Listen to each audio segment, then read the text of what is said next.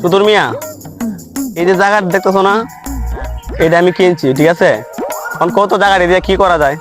তো এই জায়গাটা দিয়া এই অর্ধেক শপিং মল আর অর্ধেক জনগণের জায়গা দিয়ে দিবেন বেচে। তুমি ঠিকই কইছো। আর ভাই ভাবতেছি যে অর্ধেক জায়গা বেচছা জনগণের ভোট দিয়ে, ওই যে ভোট দিতে তো টাকা লাগবে, অন্ত ঘুষ করে জনগণ, বুঝো না? ফোন আইছে। হ্যালো, আচ্ছা আচ্ছা, পরে ফোন দেই, এখন বিজি আছি, একটা জায়গা নিয়ে ব্যস্ত আছি, পরে ফোন দেই। ঠিক আছে, এখন অর্ধেক জায়গা বেচে জনগণের দিমু, জনগণে এটা আমাদের ভোটটা পাস করাই দিব।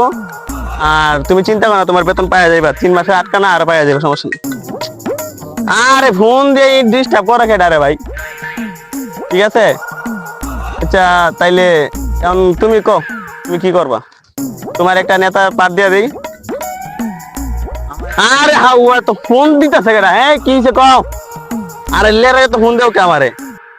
তোমার চাচি বুঝো না, ফোনটা জানাইতেছে আমার। আমার চাচি হ্যাঁ, ভাবতেছি এই চেয়ারম্যানটি পাস করার পরে আমি এমপি নির্বাচনে যাবো, ঠিক আছে? ঠিক আছে চতুর মিয়া, তোমার কোনো অবজেকশন আছে? এই যে 3 মাসে বেতন আটকা আছে, আর 4 মাসে আমি বাজার 4 মাসের টাকা তোমার একবারে দিয়ে দিব, তোমার কোনো সমস্যা আছে?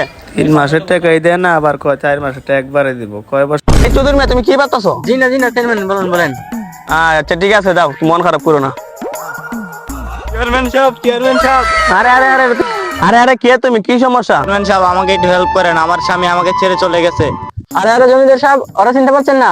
ওটা আমাদের অবিনাশের বউ। কি হবে? তোমার কি সমস্যা? আমার স্বামী আমাকে ছেড়ে চলে গেছে। আহা গো, চিন্তা করো না, তা আমি আছি, রাইতে দেখা করে আমার লগে, আমি তো এখন একটু ব্যস্ত আছি। হালা লোকের হালা কেমন লুচে আবার লুচামি শুরু করে দিছে।